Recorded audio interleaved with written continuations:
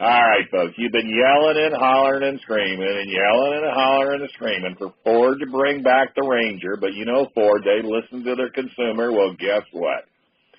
Chad Callander, marketing manager, says it's back. How you doing, Chad? I'm doing great, Dave. Thanks. All right, we also have Michelle on the line. How you doing, Michelle? I'm doing great. All right, so Chad, tell us all about it. First off, kind of fill in the public.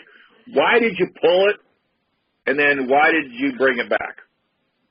Yeah, no, great question. We, as you know, we had Ranger in market for a couple decades, going all the way back to 82 through 2011. And we had a very nice presence in that segment. But really what we saw in the early 2010 decade is the sales in the segment really deteriorated. People were shifting into other segments, and we didn't really see a place to continue there. But I'll tell you, that environment has shifted dramatically in the last 6 or so years. In fact, the segment's up over 80% since 2014. Mid-sized pickup truck buyers are buying trucks pretty well. So that's kind of one of the primary reasons. The other thing is we have a successful Ranger that we've sold around the globe for ever since it left the North American market, and it's actually second overall globally, and in many markets, in fact all of Europe, it's the number one selling truck.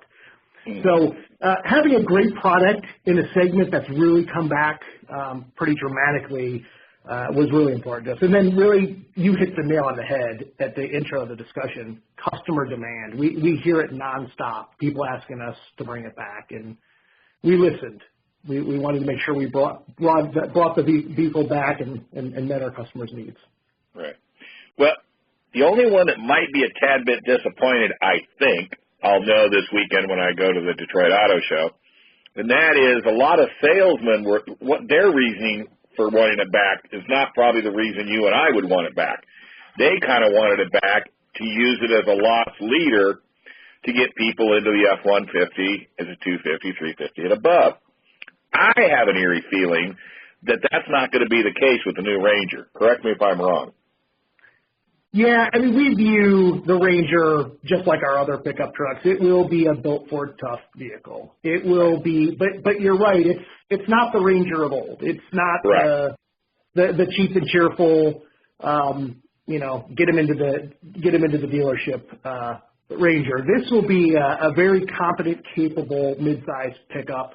If you remember, the old Ranger was actually a compact pickup, so it was actually smaller than the vehicle that this all-new Ranger we're bringing to the U.S. It will be comparable with the rest of the competition in the size, in terms of size of the other vehicles in the segment.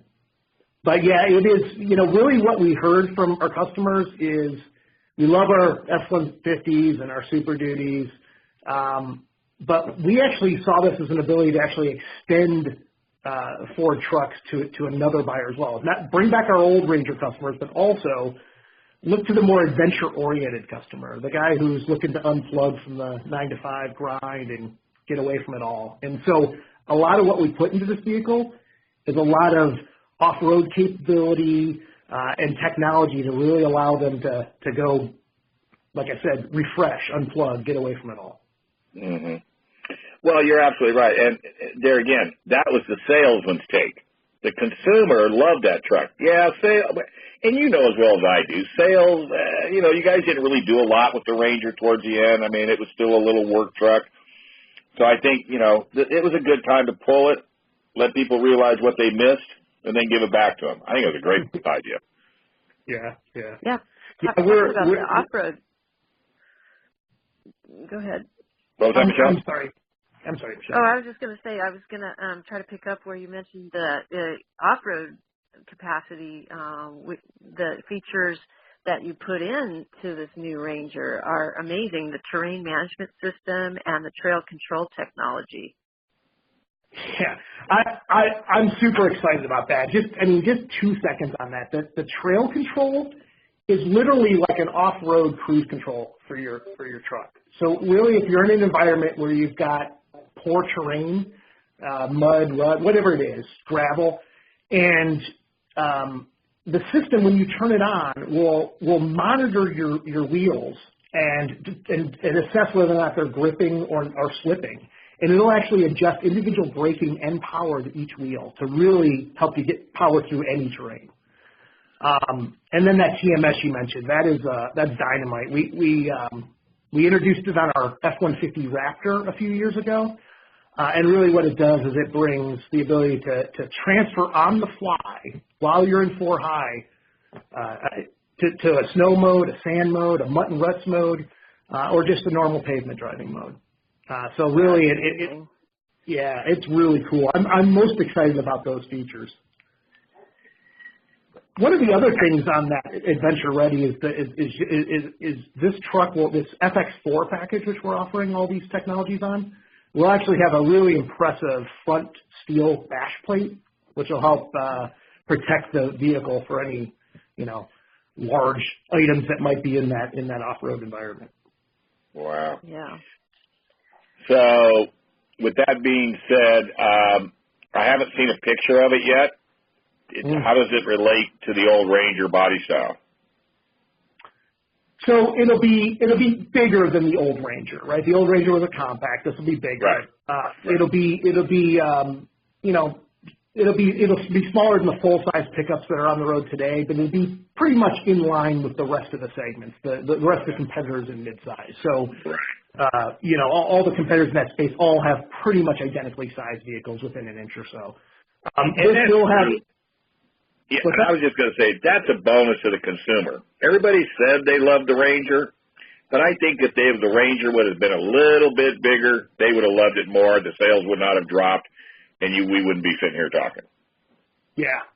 And really what we hear, too, is a lot of people say, I want that freedom, that adventure, the freedom of the open bed, the versatility that a truck gives me, the capability, but I want to be able to park it in my garage. I want to be able to park it in the city or even in a mall parking lot, whatever the environment is, and having something that's a little bit more nimble, whether it be for the trail or the pavement, is really what we're trying to accomplish. How many bed sizes? We'll have 2 beds. We'll have a crew cab that'll have call it a short bed, and then we'll have a super cab, which will have a long bed. So they'll share one wheelbase across both those configurations. Gotcha. When's it going to hit the market? We'll go on sale with this early part of 19. Production will begin late this year. Cool. Michelle? Yeah, so in addition to the larger size compared to the old Ranger, now you've got your 2.3-liter EcoBoost engine, and you've got a nice 10-speed auto transmission. Yeah, this is, I think, one of the things that really makes Ranger unique is the powertrain is truly an and solution, meaning we're expecting tremendous fuel efficiency and power and capability. And it's going to be delivered through that 10-speed, which will be a first in the segment, and that EcoBoost 2.3. It's going to have auto stop start and some other capabilities in the powertrain as well. But that 10-speed and that 2.3, we believe, is the perfect solution for this size vehicle to deliver both those capabilities and the efficiency. Yeah, so you'll get your torque and your good fuel efficiency. Exactly. Well, we can hear the excitement in your voice that this one has definitely knocked it out of the park for you. I can tell. And this reveal is going to be at the Detroit Auto Show of the actual vehicle. So this will be the first time anybody gets to see it. Is this Sunday? Is what I understand. That you are absolutely correct. Yep, I'm excited. I'll be down there talking about Ranger with as many people as I can because I'm very pumped up about it. All right. Awesome.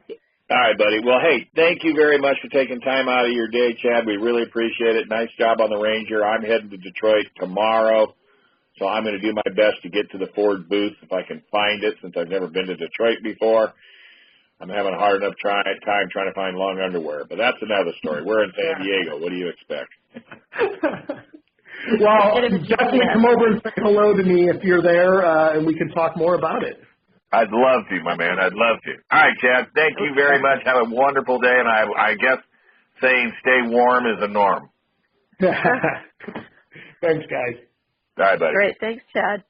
All right, you're the man. Thanks. All right, buddy. Take care.